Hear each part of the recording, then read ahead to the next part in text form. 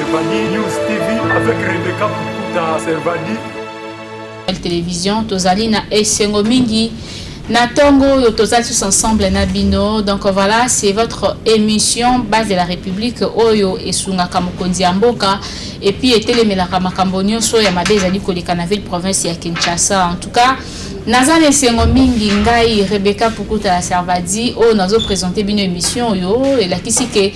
Nazali nga mon côté comme d'habitude, donc Nazali entouré, naba intervenant na biso, bazali vraiment belé, hein, et belé comme d'habitude, bobi émission, ezak émission à 2 personnes T, à 3 personnes T, ezak à plus ou moins 4, 5, 6, voire même 8 personnes.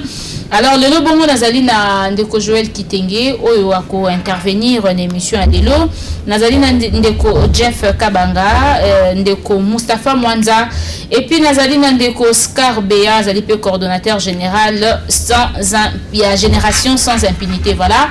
Na bango toko solo la masolo autour ya conflit na kati ya ba église de réveil ou encore ba église na des églises de Christ au Congo, donc ba église o ezali ko apprendre biso makambo nzambe metomoni ba pasteur ba komi ko memela biso division et to le bi est-ce que bandimi faut ba continuer ko kende ba église question marque.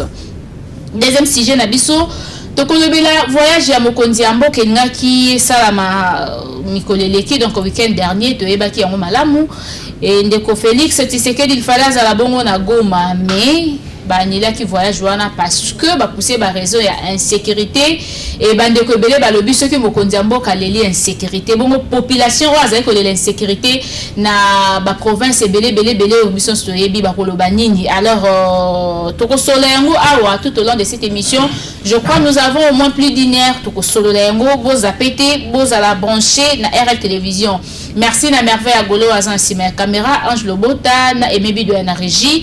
Bongo toko fongola dossier na biso ou encore sujet na biso ya liboso na o etali ba église avec maître Joël Kitenge. Mais avant tout na pesana no ba invité na Mbote maître Joël Mbote na yo Mbote mama Rebecca Mbote na balandi nyonso ya base de la République ndenge bo mesana kolanda manako ezali kotia maboko na mokonzi ya mboka makaniso pesami bongo na mwana mboka Roger Lumbala Wachitengo toko pesa Mbote pe botondi po makanisi uti et bongo pana lokola visionnaire ya kotia président Fachi maboko.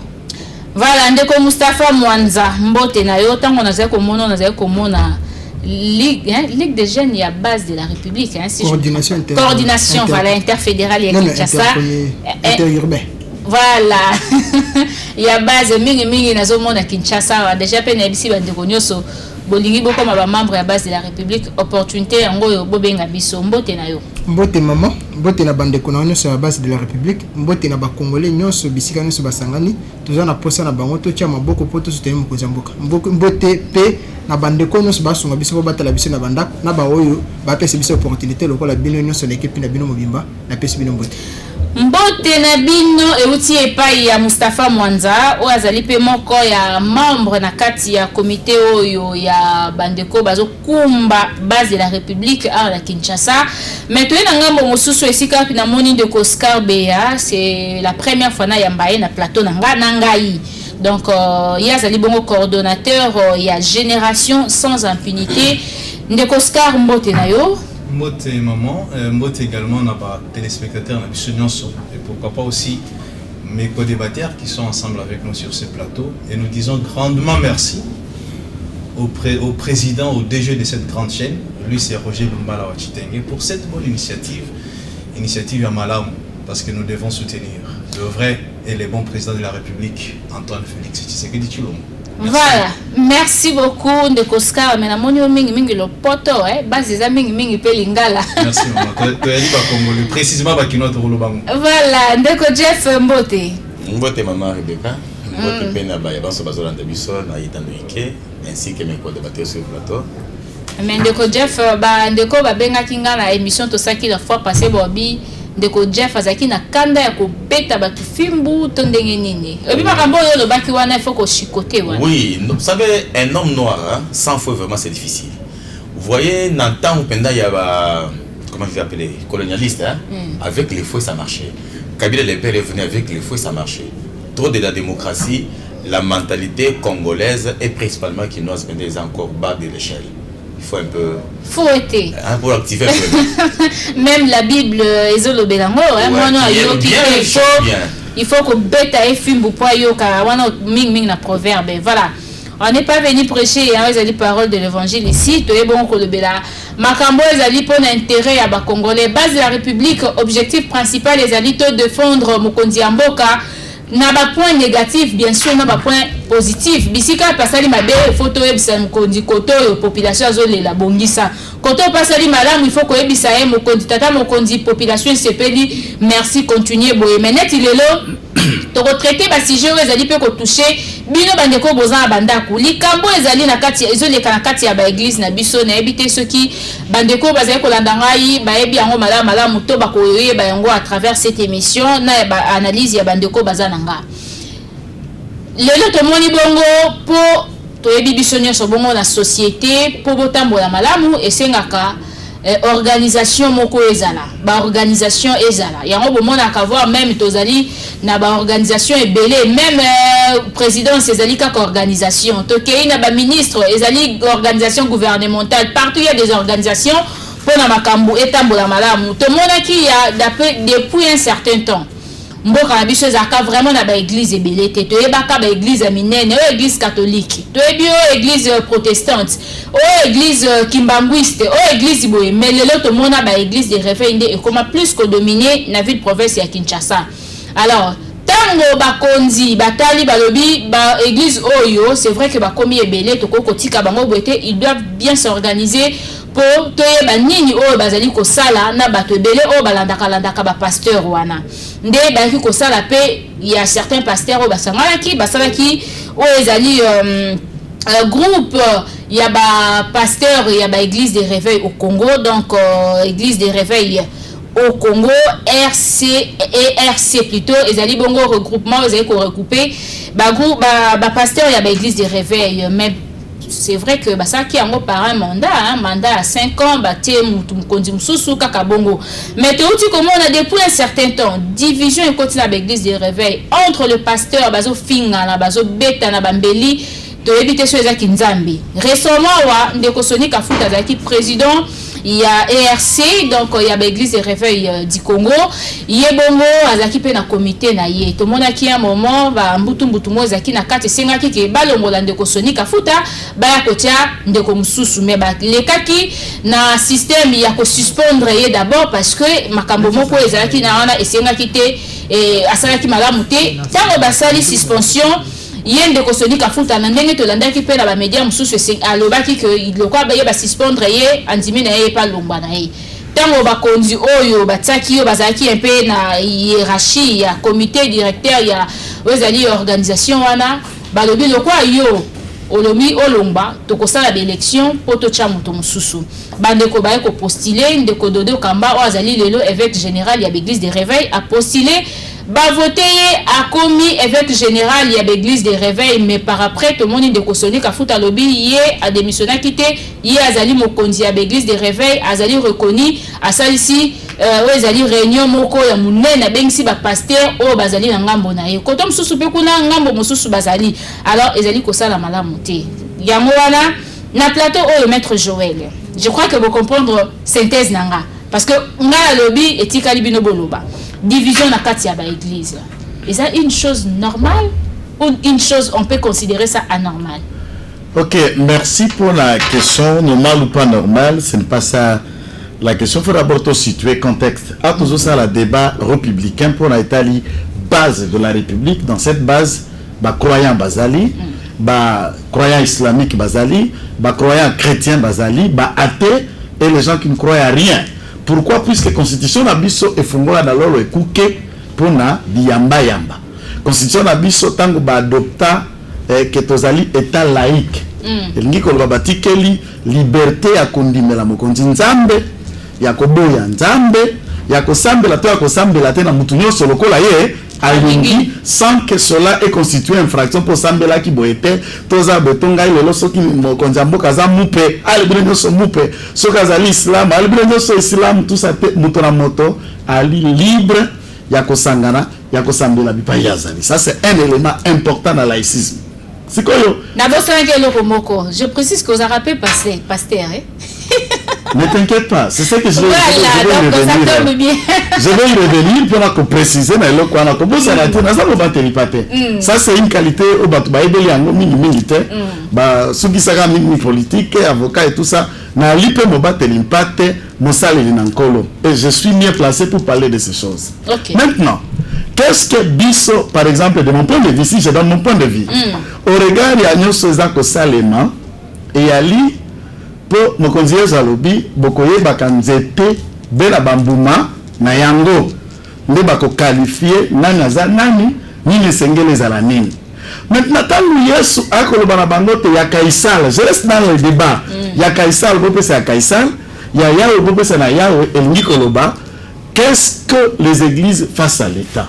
La loi chez nous aux a comporté statut organisation de fonctionnement ya basbel place ba église eza na 4 na organisation non gouvernementale place ba église eza na 4 eza ko pesa ndingisa na bato bazala na mikanda ou ko permettre bango ba fonctionner na espace public en tant que confession religieuse.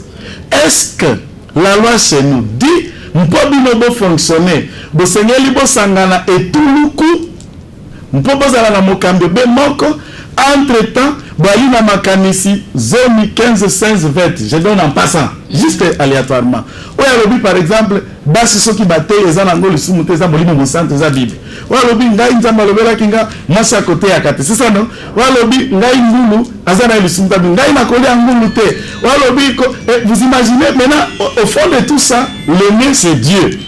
Beaucoup partagé makanisi mon côté. Donc est-ce que misala lisanga moko na motindo nini? Ça c'est première interprétation. Deuxième aspect mbeba ya monene. Et ali batata oyo par la pauvreté, beaucoup se sont approvisionnés pasteurs. Sans kirsis, sans formation puisqu'on est limité seulement sur une belle à mokonzinza mais c'est pas quitter Lyon, au comment va verser misa to mi balé au comment mo bateli pate. Formation et à la tête dimension à la tête, éthique et réalité, et nous savons ce que le pasteur nous ont livré comme spectacle en termes d'éthique, comportement et valeurs morales. Tant que les tumbezaliawa, c'est lorsque ba pasteur ou ba ali ba tei, pour politiciens zanan, prenons le cas de la base. Président de la République, Tshilombo Tshisekedi ali mondimi na Philadelphie. Président, mais quand il a l'église, le chef c'est Roland Dallot. C'est lui à dire au président, pas de l'église, c'est lui à dire au président, nenga ko tambola, nenga ko banga masumu, nenga sengela sala, nenga sengela tambisa mboka. Mais ton écoute batata pasteur ba mi te quand on parle en français à la merci des politiques. En cherchant un camp, n'a ko tribaliser ba communauté. Aujourd'hui, basangaraki, vous ne pouvez pas comprendre comment de Albert Kankenza a modifié la constitution Nabatu Nzinga nae pour j'allais dire statut pour se maintenir. Voilà, j'allais avoir peur à modifier la constitution. Non, j'ai utilisé pour se maintenir 21 ans à la tête il y a RC pour la Coupe comment qui problème. 21 ans mandat ezala qui pas renouvelable et comme 21 ans Dieu seul sait et batnos ba kolanda ba koyeba. Nani pa ko panzango pa ko kaka yemo ko Albert Kankenza. Yoka labor article moko za na kati ya station de Koboko kamwa ndenge tozawa lelo article moko za na kati ya station oya kozala mokonzi église de réveil lelo poka matamukano pour décider par exemple pour na mututel na seni to boye esengela ngo consulter prédécesseur oya longwa boyoka vi na ye après approbation na ndebo kozwa à ce moment là oya longwa na oya zalina za kokambanani Kankenza tiki stati reviser bongo. Ndani ngaki atambisa soni. Tika va placer le mot. Peuple ça bango matière. Bango va débattre puisque nous on est dedans on connaît. Et alors pour atambisa soni et kokoka asimba kotambisa soni te. À ce moment-là, il faut trouver un jeune comme Dodo, quelqu'un ou à cause de toujours dans la même mise sur lui pour continuer à gérer cette institution. Kotiaka na maboko. Nous il est parti bango lisusu kanyaka ya mbongo ya Ronsard Malonda. Exactement. Kanyaka ya Ronsard Malonda, ouais Kankenza na Sony na bamusu bazalaki bavotana bamususu baliaki te po 300 000 nde tambolaki na loba na micro na otala ngai oza pe na TV hein là je assume oza na petit lukambo côté à contact na assume les éléments sont là et d'ailleurs c'est Dixit Sony Kafuta qui dit qu'on lui a amené la Jeep et ça part combien 50 000 qu'il a refusé, c'est lui qui a dit ça à la presse. Moi, quand je suis passé dans la chaîne, je suis pour démontrer ça, que chacun a eu 50 000 et une Jeep, personne ne m'a crié. Yo tata pasteur, yo mosako, yo mokambia lingomba, yo imam. Okamata misola motindo wana, mpoba pona motama, batie na seni, lobi soki maponami, ebeti kokoso, bandimo ya yo. Oba kosambela kana lingomba to na mosquée bakufi, et lobo okamata Biblia to kamati Quran, okepo okote ya biso. Okomala likambana ezali kokoso, masale ya maboum. Et Ali Sony, et moi j'appelle à tous les pasteurs d'avoir juste les documents qui leur permettent de fonctionner. Ceux qui ont dit, causer la politique, afficher tout le monde, le cola, basuso, pasteur pour ça la politique, que de rester dans la merci, il y a politique, mais juste on est bêtis mabé. Pour l'ingomba et tambisami, nabatwa Kasai. Quand 15 grand Kasai, Sony Tangoye, il représentait des communautés. Le Katanga et l'Équateur. Pour le moment, il y a Mongo, Tatana, il y a Mouchoko, Likasi. Et à ce moment-là, où il y a sali même pas une année le destitue, on retourne notre Kasai. Ça fâche. Pourquoi l'Ingomba église de réveil et que Zalakana bakandi bakuta kisasa bakoza mtauti na bandu mbepa na ngaite bakoza mtauti na lojate bazu mtauti na mayombe te ba ekote wana te akombo kamba église de réveil. Les réveils c'est ceux qui sont à Kinshasa ou ceux qui sont au Congo. Et grand pasteur wana soko te bazam Lingomba akankenza. Aza grand pasteur en quoi? Il n'a même pas sa membre. Aza grand en quoi ou à la télévision? Ou bien basusu wana. Donc comment on a la motindo wana et a eu cop. Et ça fait une honte, il y a quoi ça tourne dans l'imoto lingomba, boko hollandais bokonzi, boko hollandais que ça l'interlocuteur il bosse à pouvoir pour ça la enveloppe il y a kaki. Ceux qui n'a comprendre madame Ndeko Joël Kitenge. Donc yo ozali na isengote le lengeni ni Ndeko Albert Kanken de sali organisation nyoso wana. Ti Ndeko Dodo Kamba ya ko remplacer Ndeko Sony Kafuta. Ozali Dodo Kamba ne que une victime du choix des autres qui ne veulent pas ça. Tant que tel ngamba sonu kokuta papa Jean Bosco Kindombe, Batumisusu Minene, tout un grand bloc. Quand on peut bloc Musus et créer deux grandes communautés. Il y a bato écolo, il y a bato écolo. Est-ce que nous avons besoin de ça? Il y a quelqu'un il cherche ça pour la koluka ko se racheter en s'approchant pembeni à côté de Taza Simakosoni Mokondiambok. Alors nous savions que des Kankens et des Sony tous ont été les hommes de Kabila. Les conseillers et travailleurs autour de lui pour assumer ma mission importante connue de tout le monde. Nous demandons que l'église ne peut pas se faire politiser. Batata pasteur batikala la mele ya bandi minyoso na Fayulu na Tshisekedi na Kabila na nani lokola bandi minyo tata pasteur vous avez le défi moral et psychologique merci Ndeko Joël, merci beaucoup. Donc c'était une façon de fongola dossier avec Ndeko Joël Kitenge. Ndeko Moustapha Mwanza nazana makambo kolobate ni commentaire à faire olandi Ndeko Joël Olenga lobi est-ce que lelo toko kondima ba église manipulation là koko benga yango manipulation politique et kota na kati église ce qui est koti vraiment na kati église lelo biso ba croyant ba fidèle ya ba église place eza wapi lisusu. Maman journaliste na leko longola kombo manipulation. Pourtant total batata mikolo wana. Bazali animé na Saint-Esprit nde ba ebisaka biso na âge na bamba ko manipuler bango te. Bazo agir volontairement pour na bosenga ya kanyaka. Eza makamba manipulation na katite. Eloko epesa biso mo passe ezami ngezani. L'état congolais na biso ba congolais. L'état comprendre que mutu étant qu'un animal. Aza na posa accompagnement. L'état a sali constitution. A sali bamibeko eux permettre d'encadrer mutu. Atali pe alobité yimo ko wakaka te. Apesa occasion na batu. Babonga manakati na bango. Basa la organisation, ba organisation ne sali et soutenir baksumu banani l'état zali ko ça. To keipe amoni pe bandeko ba église. Atala lobike za accompagnement aussi moral. Bazali na musala munene ya kote ya kabatu. Ya kozonisa batu na nzela, ya kote na batu na bosembo. OK pas l'état pekisi moyibi, OK l'église pekisi moyibi. L'état pekisi corruption, OK l'église pekisi corruption. OK et pas l'état lobiko bomate, OK pas l'église ba lobiko bomate. Et linko lobake batu wana bazali na pona kosunga l'état.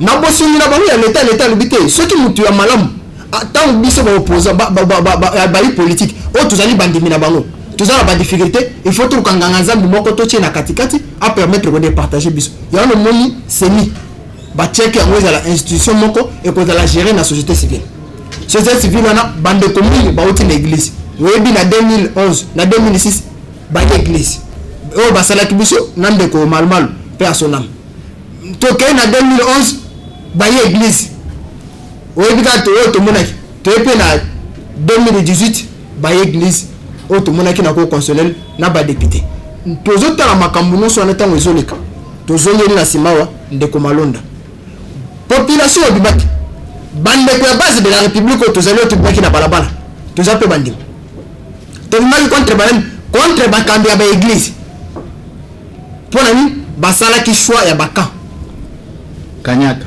koyebisanga ke ndeko Soni Kafuta ndoki kankenza bakesala onino dédoublement eza monopole ya FCC mécanisme FCC ezalaka lorsque yo oza contenté au créer ya yo ndenge toza la base de la république c'est-à-dire na niveau FCC songa la CP la base de la république oyo te na moni ke komi contre ba intérêt nanga na kepe quelque part na kepe ya na base de la république eza biloko FCC ayokolisa bato et bato nyonso bazoyeba yango mais problème na biso zani ngai na kokota mingi na critique nasengaka bandeko wana lokola bomi lobaki beza bananga nzambe bote ya kana exemple bible bosimbaka jésus bozali koprêcher nzambe bozali koprêcher azali kopesa bato ba exemple azali moko na mibeko oyo etelemi mpona bato batambola tout droit lolenge ya botamboli na bino eze kopesa biso soni po oyebisanga soki tolomemi tokende na badivergence nyonso tookende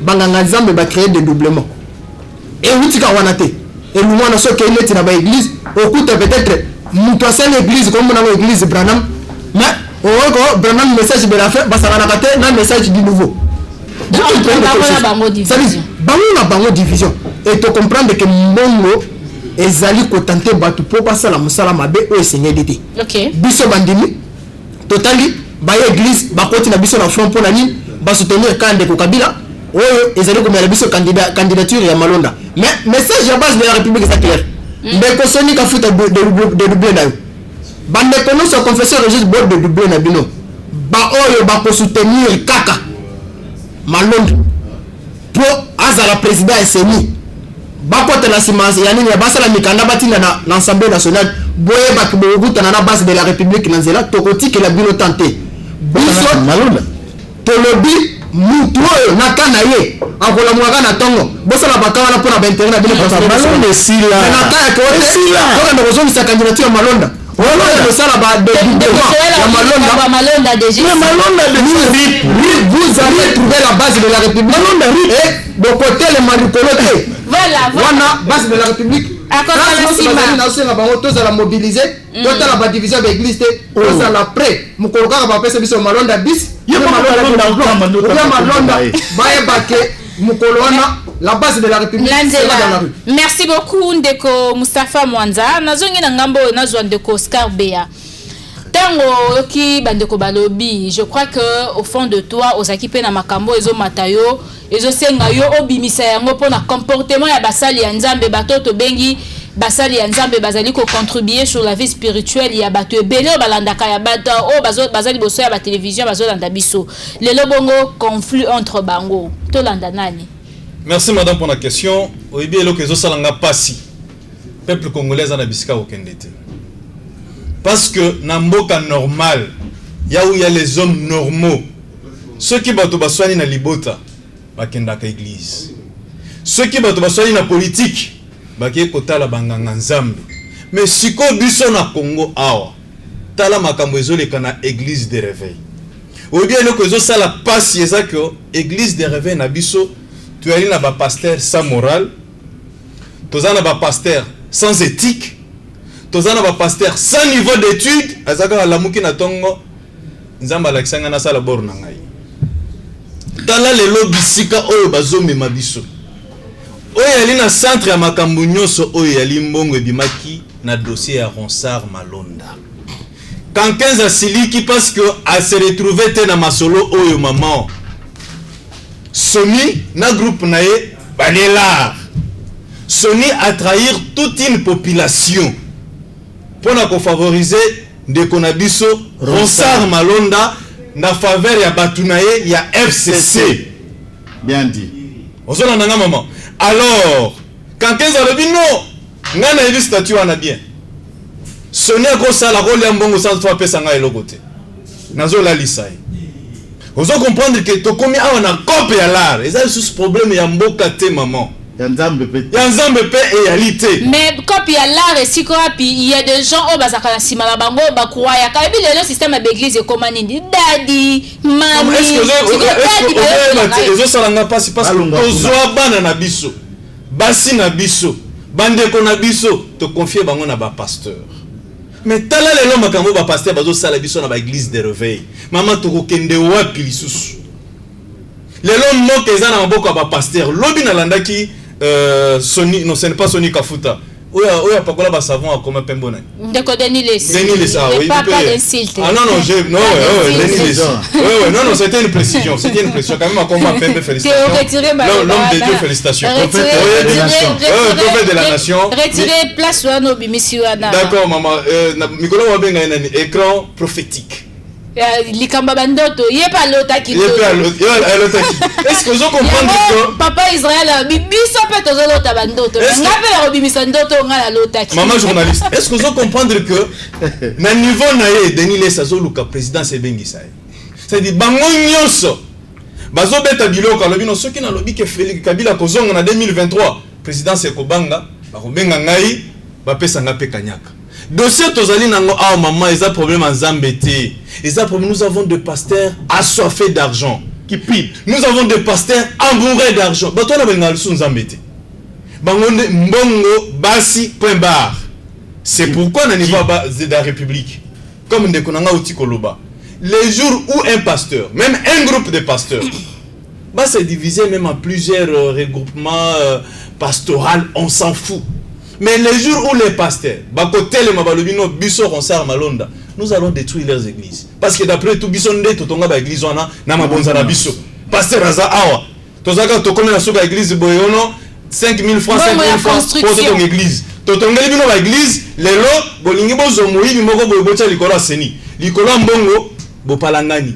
Des autres côtés. Voilà comment on appelle mon pépé asika oyo bien que bande comme sous souper ba sepelité parce que ils allaient chapeauter et pas yende ko kankenza mais comment on a changement wana changement au batien de kododo kamba pona yo changement wana ko comme ma paix apport na église de réveil to ya sous ko kabo l'église maman avantage à ta apport à malonga ezate parce que quand vous n'avez pas bien commencé la fondation l'élévation va tomber les plus. Mais tu sais que maintenant moto pas à la mentalité. Il y a pas inculqué un esprit à changement à s'imposer et puis bande copier moi changement. Au moni prophète de Dondenga zana ebi que non, il est dans des faussetés.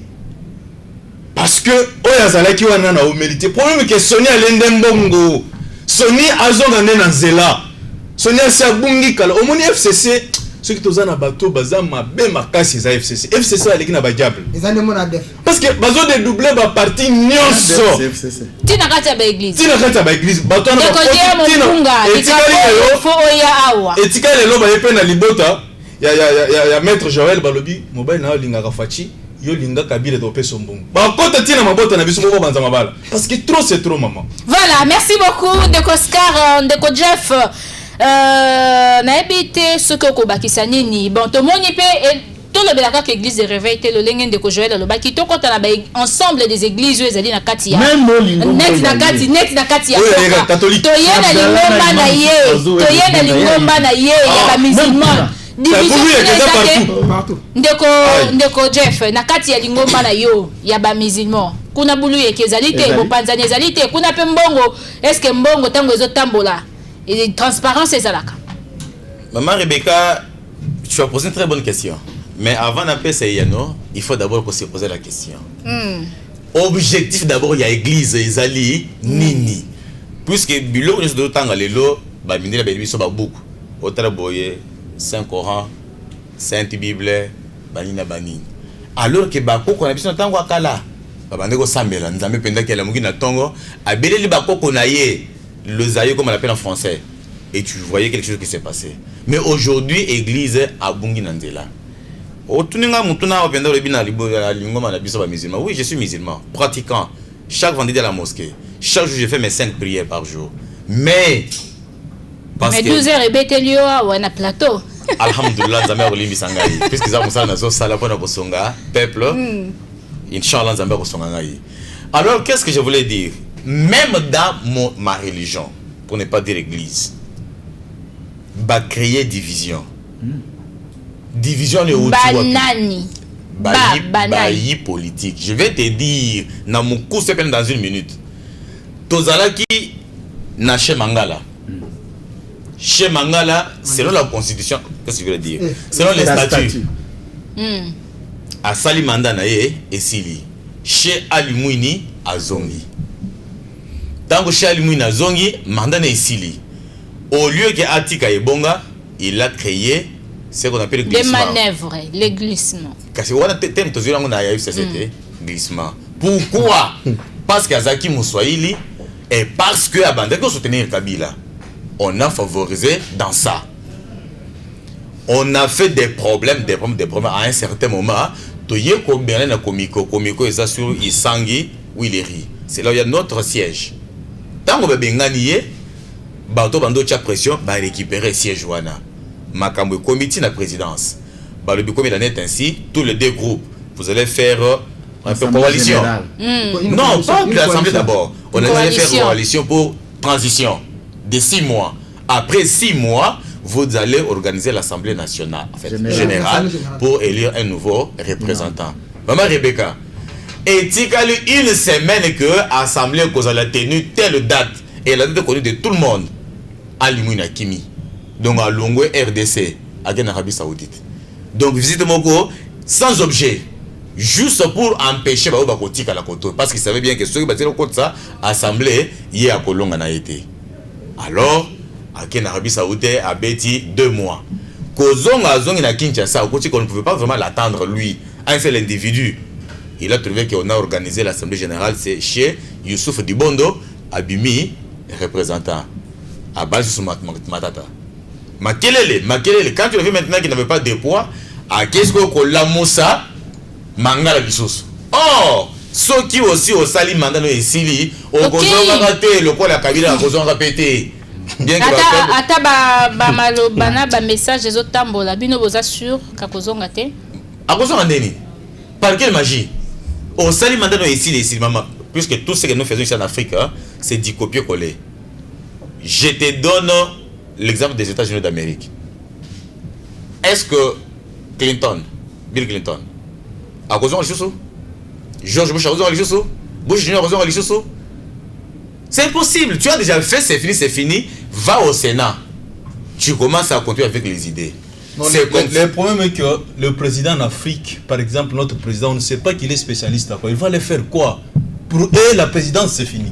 C'est ça le problème que nous avons dans ce pays. Non, mais il y a des aventuriers qui savent bien qu'il n'y a que Kabila ou rien. Ceux qui Kabila, il n'y a personne qui soit intelligent pour diriger ce pays. Et ce qui m'étonne, c'est voir même des grands professeurs, bien que tu m'as dérouté un peu là, excusez-moi le terme, les soi-disant professeurs, puisqu'ils nous ont beaucoup trompés à l'université. Ceux qui nous ont enseigné et ceux qui nous voyaient sur le terrain, c'est autre chose.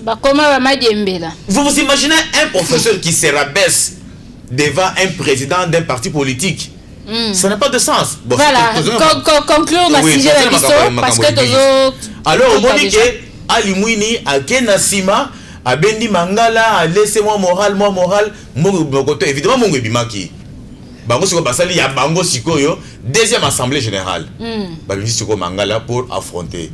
Et quand nous parlons ici, puisque j'ai entendu sur le plateau ici que le tribalisme à l'église, oui, il y en a maintenant. Parce que Bengi Mangala, Nangambu ya bana membre, que non na place wana. Il faut yo kaka. Il faut yo. Pour nous orienter, en fait pour nous aider à accomplir ceci, cela. Sous prétexte parce qu'il dit Bondo, entre guillemets, c'est quelqu'un du Kasaï, et comme il est du Kasaï, donc d'office, il est derrière Félix. Or, à l'FCC, moi je vois des Kasaïs qui combattent beaucoup plus Félix, notamment Ngoï Kassanji. notamment Jean-Marie Kassamba, sont des balouba, des pères et des mères, mais ils les combattent. Alors ici, nous sommes dans la religion. Qu'est-ce que le tribalisme vient faire dans la religion? Je vois Denis Kambaï, c'est un moulouba, des pères et des mères, mais il ne partage jamais avec Félix. Je vois les Raymond Chibanda, vous le connaissez bien, il était ministre des Affaires étrangères. Ce sont des balouba des têtes, mais qui combattent. Mais pourquoi maintenant Bazo et le tribalisme à l'église? Voilà maintenant ma conclusion. Puisque je vais conclure au niveau de... Tu gagnes la 30 secondes de cours. 30 secondes.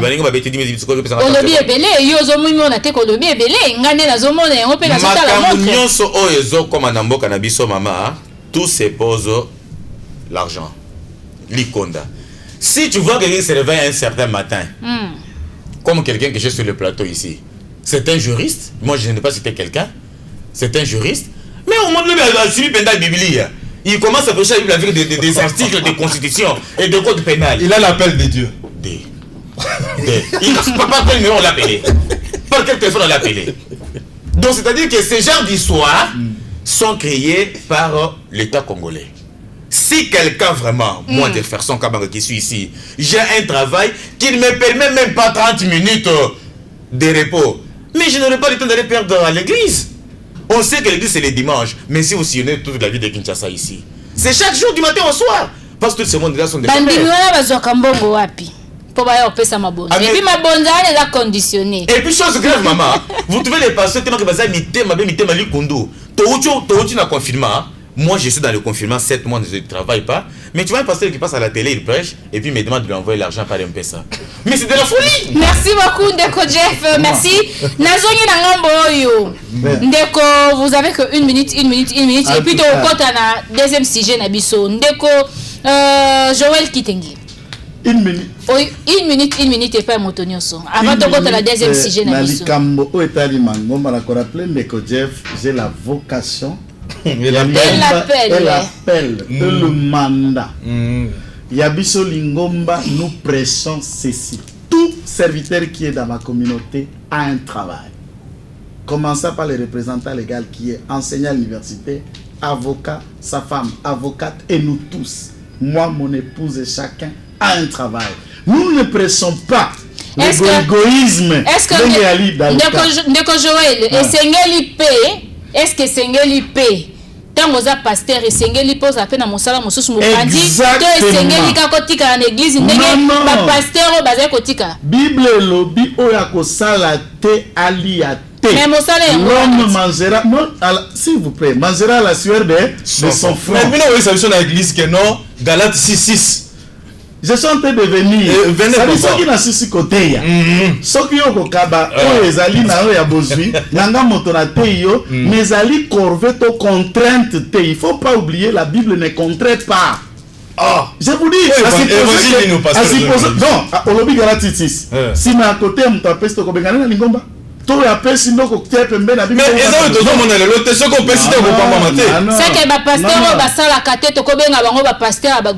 moi je veux dire qu'ils aillent consulter réellement Nzambe na bango batuna soki puisqu'il y a ce que j'entends souvent les mots Nzamba benganga à temple maman Debo na okango à temple.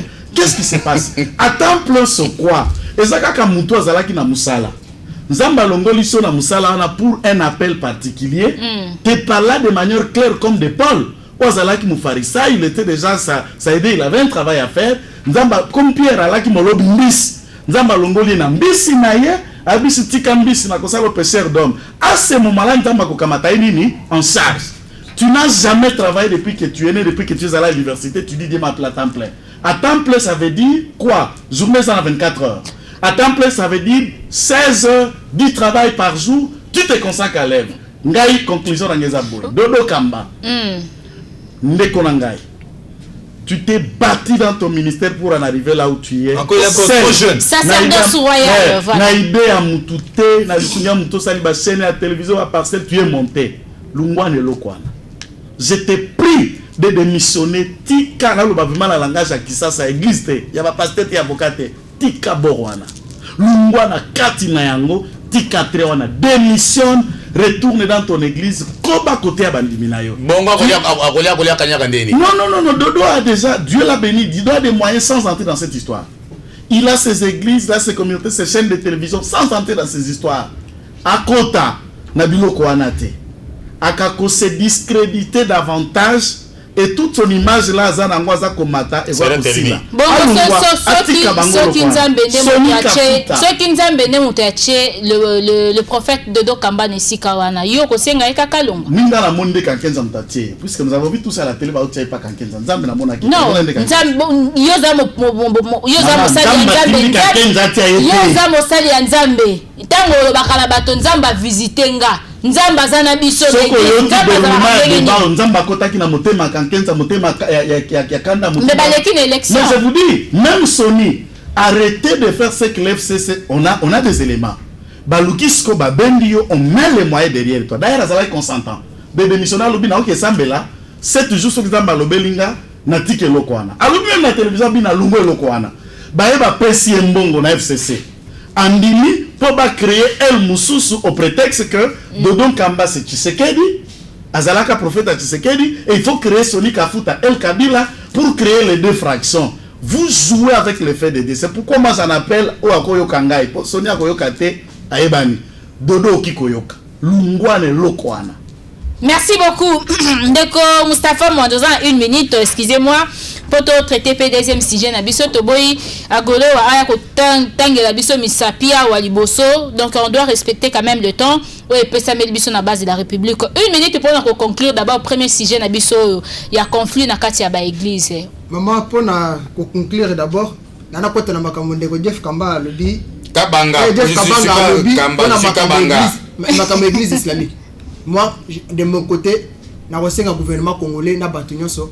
Ba mekempe ko freiner de komangala na bêtise wana zo sala neza bien te dédoublement au baye na onti na kati église islamique je crois que ba jeune musulman ba consulter nga belé ba zo bisanga il faut to sala action moko ya grande envergure pona ko débuter mangala c'est à dire avant to komana je les ai dit il faut to et c'est là que aussi objet il y a ba message to solo bandeko o ya ba église zamba consulter bino ndenga lingi Zamba kutala kana bino nenge bolingi base de la République et lobby le collage jusque là église n'a le comprenait que bandimina ba on bazala ka pauvre parce que la mauvaise politique nous a envahi tous ala ka victime de mauvaise politique oh bino bozala ko masquer biso que zamene mutalinga za la pauvre pour na paradis bozali ko mabiso na zelanda maintenant la base est debout pour défendre ses propres intérêts ça nous solingi kendela na kingakati la mouka na kingakati tambona na kingakati mais ko toucher na intérêt à base de la République parce que okuta biso na zera. Merci. J'appelle la base de la République place nos bozali botere to dénoncer mukolo na to wote passer mo utagi soja utagi ayo ko sala o malonda bis o malonda 3 o malonda 4 aye ba que jour wana la base de la République nous allons debout et nous allons tout faire. Merci. Merci Moustapha Mwanza. Toye pas Yandeko Skarbea. Conclusion pour notre premier sujet Nabiso. Donc je crois que ba pasteur Bazolanda Biso et puis ba fidèle. C'est bino ba maman, ne besoin la base. Biso bandimi, pour moi naza chrétien, naza pe mon église na biso. Surtout ba maman, tu trouves une maman qui sert son pasteur de plus que son mari. Subhanallah. Maman tozo senga ba pasteur na biso. To senga ba sel na Nzambe, s'il vous plaît. Que le peuple congolais mawa parce que oyo bozo sala lelo bozo détruire nembo kana biso baseno bozo sala wana Kankenza Sony Kafuta Denis Lesi oyo mususu nani boza mwa ebele mwa bor na bino wana clique ya batuma oyo bolinga mbongo koleka na bana na bino moko ezo sala biso passe na ebité tokende kozwa refuge wapi soki bino ba pasteur bo bebi nde bosi bo bebi wana tozo senga bino s'il vous plaît bon revoir biloko bozo sana wana finalement na Congo na biso awa toza na ba église oyo ba pasteur bazo soutenir Félix toza na ba pasteur oyo bazasi Makabila toza ba pasteur bazasi Mafayulu toza ba pasteur bazasi Mbemba finalement on est dans quel pays na ba mususu ba eko sambela na triomphal pour la moyibi à 57 millions tozo ka makambo bozo kimbongo mule ya premier sujet na biso avant to kota na ozali deuxième sujet. OK, sujet conduit ngeza mukose maman Rebecca na ko proposer pour makambo ya bozo ba isa makambo ba église. Tozonga na 6 églises. 6 églises, église nini nani? Voilà, parce que je vais d'abord expliquer quelque chose ici. Tout ça la démocratie. Mais démocratie qui veut dire choix multiple. Si on a un choix mon corps, on est comme une dictature. Mais quand on a autant de choix, ça devient la démocratie. Il faut bâtir que les bisous, au moins ces églises, il y a un ordre, une organisation.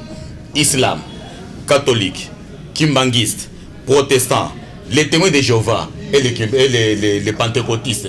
Puisque tous les aventuriers à l'église de réveil, il y a des pentecôtistes, il y a des santos. Alors si maintenant on laisse seulement ces 6 églises ici.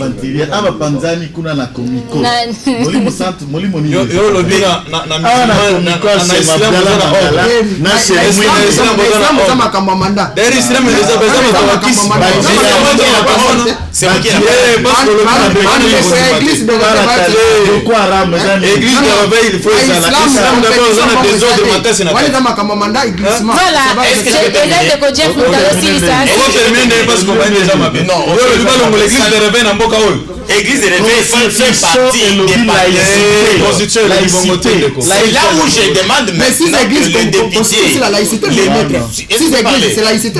Voilà, tolérance s'il vous plaît, non, je ne bongis pas. Tu ne bongis pas. Je dis ceci, parce que bateau église de réveil, des bateaux baye kocha, mubulu makasi, namboka nabiso, en rapport. Il y a Makambo, il y a l'église. En tout cas, trop c'est trop. Si on réglemente ça avec ce demandant n'engé ba église na uchoko tanga awa, ba buzo ba nyonso yo. Et aussi là. Voilà, merci beaucoup déjà ngape na lingina na bakisa mukieka na likamba bandoto. Ba pasteur. Bandoto wana. Ndoto. Nga loti ndoto peuple congolais na kanda makasi et puis azobanda ko bengana ba politicien nyonso ya likolo o amimona ke ye penza kanga base na ye ayeba ke kala mingi te base wane ko balukele eza ndoto ngana loti wana ndoto wana kuza ndoto comme vision na pena na loti ngana butu mais na mona ki bazo bengana mokonzi moko ya munene ya mboka oyo asenga peka ba pardon ngape na lota ki ndoto eza ndoto ndeko na yebite seke za na elongi ya mutu wana namonaki te me namoni ke base na ye ebalukeli ye eza ndoto donc déjà baa problème na babase na bango baoyeba te bayeba déjà ndenge nini bakosala mpo kala mingi te ndoto ekomaka nango réalité surtout mpo bachrétien. Deuxième sujet, voyage ya ndeko président Félix Tshisekedi na Goma est raté. Bandeko ya INTO bazana Goma babi ndeko Félix acha makolo te sans Vital Kamerhe. Po yeba yamba na Goma il faut Vital Kamerhe zala. Bandeko msusu pe bandeko se préparer pour yamba ndeko Félix le président de la République. Bazana ki wana ba moniti programme échangé. Bandeko na yo babongisa ki voyage wana balobi c'est suite à l'insécurité nde mokonzi mboka akoko kitana Goma te. Maître Joël ozana maloba ozali vraiment na 2 minutes vu que temps na biso comme na suka tu as que 2 minutes pour to silisa directement. Merci. 2 minutes nangala ko économiser ango clair et net. Bandeko ya INC tout comme tout autre parti politique baza libre ya kozala sima mokonzi mboka ba soutenir yete to ba soutenir yete to ba habitanyo sur Goma. Il faut aussi dire que population au bazar à Goma particulièrement bako ka kwa ndenge bayuda basalaka likambo Yesu na Barnabas te. Barnabas ayebalaka kazalaka moyibi mobomi un peu détruiteur. Bakangi pe Yesu qui ne prêchait que la bonne nouvelle. Si mako kanga bango comme ezalaka coutume na pembeni ya Pasca baka matambo kangami moko ba relâché mosusu babaka ye. La population a choisi le voleur. La population a choisi le meurtrier Barnabas. Je ne parle que de Barnabas. C'est à la population de comprendre na contexte na biso qui peut être Barnabas nana cause à la Jésus. Tangu bino boko pona Barnabas, sachant que il vous tuera, il détournera et pona ena libota naye, vous refusez le salut. À ce moment-là, vous connaissez sort nabino kuna na est. Ces sorts-là, ils ont conséquence, il y a Afdel, héritier et allié. Mais Afdel, héritier et allié, j'insiste, mon cousin a dans la coalition de Kokamer en fait partie. Il y a Afdel, héritier et allié. C'est ce qui a amené Rwanda et le long est Boakobika na Kimiate. Mokonzi Mboka, c'est de même. Diplomatiquement, na bonne volonté za na yango pona koluka ko sangisa pe côté kimia na partie est. Maintenant, vous ignorez les combats d'un État, naba déclaration du genre Barnabas et Jésus. Binu moko ba ko sala soit Barnabas na Yesu. Et loko ya mibale. J'ai attendu ici une minute Toko, ça c'est clair. L'insécurité, la présidence n'a jamais communiqué comme ça. Et au séjour, il n'y a aucun communiqué officiel de la présidence pour nous expliquer les reports. En fait, les racontes diplomatiques, c'est le Marandengeni. La sécurité, c'est le pays qui accueille, qui fait un peu plus. Mais chaque chef d'État a une sécurité, un avion, un moutine donaï, et ce service même de sécurité en avance pour assurer la sécurité du chef de l'État. Ça fait partie d'un accord, il y a Vienne, sous les accords diplomatiques, dans les relations internationales. Mais le Burundi qui a posé problème. Burundi a posé problème à l'Obini. Yéna Rwanda, Bakoyo Kanate, ça secrétaire. Ils ne s'attendent pas avec les Rwandais, ils sont en conflit. Maintenant, le Burundi estime que Bissona Barwandais, Toza Koyo Kana, nos rapports diplomatiques sont beau fixe. S'il vient dans un sommet dans cet état et notre rapport avec l'Angola, au risque qu'il y a à la isoler, Bissoto quoi appuyer position rwandaise, lui ne se trouve pas être confortable. Il pense que l'RDC ne peut pas être arbitre dans cet état de cause puisque l'RDC est allié du Rwanda. Ça, c'est la position du Burundi par rapport au conflit. Il fallait maintenant rassurer le partenaire burundais qui est notre solo là pour qu'il y ait une sous-région, un état nabiso. C'est un débat. Et le président de la République, ça peut être fait aujourd'hui, on les rapporte. Qui ici débattait des déplacements de M. Kabila?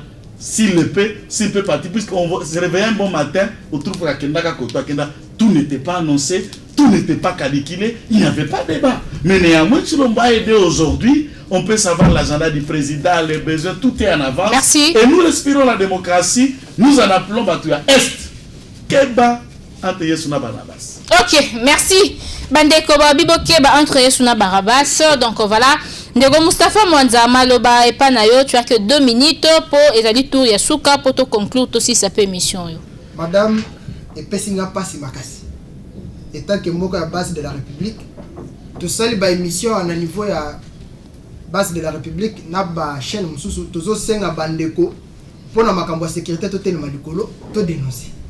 Mais dans mon batu est, surtout Bandeko va se relever na Goma pour se dire que tout le monde, Massisi, Boyebene, tout ça, comme on a réseaux sociaux, qui est solo, qui est pour venir protester parce que Mokozambo a quoi yawate, aya koloba makambo c'est important pour la sécurité de la bisoté, pour la ligne parce que Bakangi Mutoyo, base de la République est fondée qui Mouyipi. Je veux rappeler Batunagomba que Mokozambo a pas promesse. À 5 ans, il n'y a pas de balabala mais ça l'éminente. Pour les ala qui n'ont pas empêché que Azaka Monabama. Et là, quand on est pessimiste, tellement passe, il y a un salanate. Moi, j'avais voulu demander à cette population. De la même façon que Bolimbo s'est mobilisé pour soutenir un voleur, que la justice est en train d'enquêter pour préciser son nom ou pas, j'avais voulu que Bango va se mobiliser comme ça pour dénoncer les ADF Nalou qui sont les alliés du FCC, va dénoncer Bango place Nos Bazali, va mettre Bango hors état. Parce qu'un peuple qui se met debout. Je prends l'exemple en 1998, à Kingasani. Il y a eu Barwandais qui pouvaient faire des bêtises dans les voitures. La population s'est mise debout. Balobi, vraiment, c'est trop, c'est trop. Mais nous, après, Bissoumoro Tokoti une opération Kotumba. Maman, ça n'a pas pris, ça plus qu'un mois. Moutounion soit à la cana, physionomie, Rwandais a été brûlé et la population s'est pris en charge. Solution, monanaka sur le plan sécuritaire. Si le lon a tchang, Makamboate, Rwandais a dit que ça va incursion, ils allaient sauter. Vraiment, c'est de cet esprit. Donc, vous avez continué à bandeko droit de l'homme côté les mots. Non, maman, ça c'est les exemples, mes stratégies, c'est l'exemple. De toute façon, on appelle cet exemple, ça signifie que si la population se met debout contre l'insécurité, maman, si la population se met debout contre l'insécurité, je vais te donner un autre exemple. Ah ouais, tout ça. Tu gagnes 30 secondes de vraiment, là je suis juste par là. Tozal ah ouais, niveau Kinshasa avec beaucoup des insécurités qui règnent au Babé milice. J'étais qui m'a dit que Bandeko Fondation Chris Kusoba va s'organiser, va sensibiliser, va gérer l'union sur le quartier. Bala la Kalibanda pour contracter Bakuluna. Ils ont fait ça pendant 2 jours. Bakuti Kuluna, Bakani, Babeti, Baketi à la police. Après, maintenant, ils ont fait au moins 2 semaines. Bamona Kasu Kuluna, Asala Kasu Batrakasi, comme qui n'a 18h, on a 12h, ou bien à la Kabana Barté. Et je salue toute l'initiative, on a Bandeko sur la ligne, la Fondation Chris Kusoba. On partage les mêmes idées, c'est comme ça que le peuple peut se mettre debout. pour parler de la sécurité et des besoins et l'intérêt national. Merci vraiment, beaucoup. Makambo que le chef de l'État a annulé. Voyage à Makambo Goma, Baïba que Mokozambo Azalaki na agenda et ça les coïncidence par rapport à son adresse ya Makambo Oni. Et là comme moi j'appelle la population de Goma, boya na base de la République. Nous devons dénoncer et côté l'insécurité. Place nous Merci Moustapha Mwanza. Na ina ngambo yo epa ndeko Oscar Bea. Ozana 2 minutes likambo ya voyage ya président Félix Tshisekedi na Goma ba ndeko babo iko yamba ye na ndenge tolandi na ba média mususu ya ba confrères na ba consoeurs na biso yo koloba nini tant que Moimboka na kati ya base de la République. Merci beaucoup maman. Il faut changer peut-être biloko mususu le bomé na ba réseau ou bien na ba chaîne mususu parce que yebi comme ba église est divisée, de l'opé ba chaîne de télévision et de radio ils appellent divisé. Eza na ba chaîne o eza pro kingakati na ba chaîne o eza pro peut-être seli. C'est-à-dire la plupart des chaînes aux que notre président qui n'a quitté pour la sécurité. Non madame. Le président ne peut pas refuser de se déplacer parce qu'il est le numéro 1 de la sécurité. Nani ko tele le mokonzamboka pour déplacer parce que y a moko za sécurité. Si mokonzamboka kendaki na est de la République mais il est tout. Félix est tout. Il peut se déplacer même dans des avions de guerre. Qui va l'interdire? Il est président de la République. Waneza ba chaîne moko ba si balia mbongo kinga kati ba kumi oloba biloko wana. Ça c'est un. Mais on a ngana senga na bande kona biso kinga kati bande kona biso Goma plutôt. Mes frères et sœurs. Lelo bolobi to monaki botumbi ba pine na nzela. C'est bien. Bobwaki mabanga minene. Bobwaki mabanga to boité. Et ça normal, c'est une façon de revendiquer, c'est correct. Mais il faut se poser des questions. Qu'est-ce que Kamera a déjà fait chez vous? Nambongo au justice d'Abisso et lobby parce que Kamera a été déjà condamné au premier degré. Nambongo au lobby a détourné 47 millions de dollars. 57 millions si je ne m'abuse pas. Qu'est-ce qu'il a déjà fait chez vous? Bana na bino bazotanga na baekola ndengeni. Bino bozana misala wapi? Balabala na bino eza na ba condition nini? Bolata kandenge nini? Mende tozoloba awa. Bana kamere bazana quand même batongiata na Tanzanie. Papa, bana kamere nde toza awa bolandaki na procès à 100 jours. Bazana ba immeuble na France. Ba immeuble ba 12 millions de dollars. Ba mususu bana immeuble na Tanzanie kaka. Ba mususu bazana ba immeuble na Tanzanie bomonaki yango. Mais comment bokoki ko défendre makambo boyi? Bana na bino bazokufa na zamba, bango ne bazosala bilanga. Mais lelo bakangi mutu moko na prison pona muyibi na ye bozobi mabolobino président aya awate. Mais eza soni bande konangai. Il faut revenir na raison. Nous devons revenir à la raison. Si Kamel est en prison, c'est parce que il a détourné l'argent de l'État. Et mbongo wana eyali à l'État te eza mbongo nao. Taxe futaka, patente futaka. Mais lelo bakangi mutu ayibi yo. Mais olobino président qui t'a ôté parce que kangi ndeko na biso. Mais mboka na bino eko changer ndenge nini. Bota la biseka bovanda. Ngana yaka na Goma na monaka. Na koya pale na onaka bili na pitaka na pale. Bantu beko na ngaika sana Goma pale. Wana ni iku. Mais leo muko na simama munasema no président aita shishuka hapa ndio anakamata kamera. Mais kamera ni mwishi. Bubaye pale bukwapi. En tout cas tunaomba hivi. Mwebo tunatufuata ku Goma. Goma ni Congo. Kamera kama yuko mu prison aliiba franga à l'État. Mwache Congo ni ya président Félix Congo na Shibote. Tutakuya pale Goma mutataona mzuri. Merci mama. Tutapale Tutakuya pale. Tutakuya pale Goma. Voilà, donc merci beaucoup. Ndeko Jeff Ozana 2 minutes na ya ko conclure. Oui. Sur voyage à président, donc un message sur voyage à président. Oui, tout ce que moi je peux dire en rapport avec voyage à président de la République, ce n'est pas pour le problème d'insécurité. Et ça, l'insécurité, le président de la République, il est surchargé avec beaucoup de choses. Et tout ce qu'il peut faire, c'est seulement ce qui est primordial par rapport à l'autre. Ils ont un terme là, comment on appelle la préséance. Oui, tout ça. Donc, ce qui est vraiment important, c'est pour ça qu'il a ajourné le voyage. Et j'ai entendu sur le plateau ici le mot insécurité, revenir. Oui, il y a l'insécurité dans ce pays. Même ici à Kinshasa, ce n'est pas seulement à l'est là-bas. On vient de me donner en fait, m'a envoyé CMS. Ah, on a un gars sur l'avenue Bolungu. Ils en a deux éléments. Maître Niao, na maître Nyama Nyama. Je vous dis, même pendant la journée, on arrête tout passant. Na balabala Bolungu, na Ngaba. Maître Niao, na maître Nyama Nyama. Général surtout Banabasi, Bazo Nyoko Mamingi, Bazo Botamona Bilamba Kolata, Balongole Penda Bilamba. Atika Libongo. Nakaleson. Maintenant, je vais voir aussi mes amis de. Botika na 30 secondes Ndeko. Botika Biloko Obozolo Bawana. Ça, c'est du tribalisme pur et simple. Prenons maintenant l'exemple que si c'est Kamere qui avait arrêté le président Félix Tshisekedi et qui voulait venir. Là, vous allez applaudir, acclamer. Alors que Tata Mobutu a tiré le biseau unité nationale. Tout ce que le président Félix est en train de faire, c'est pour le bien du peuple congolais. Que tout un chacun se retrouve dans ce qu'il fait, là où il habite. Si vous parlez aujourd'hui des Kamere, bon, moi je regrette. Il a même détourné l'argent qui était destiné à la construction des routes chez vous là.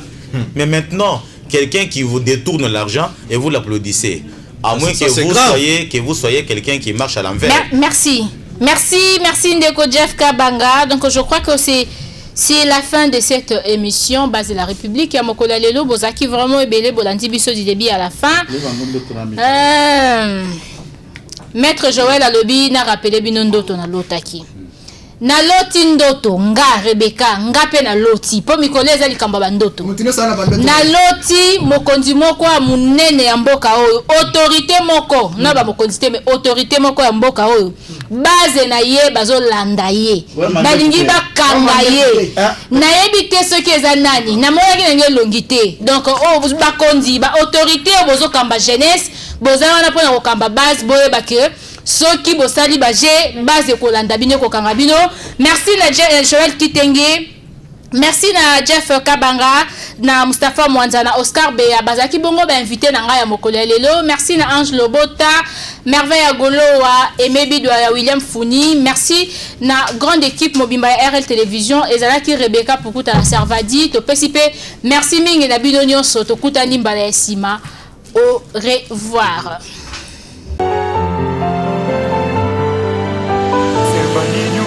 Servani News TV avec Rebecca Pukuta Servani.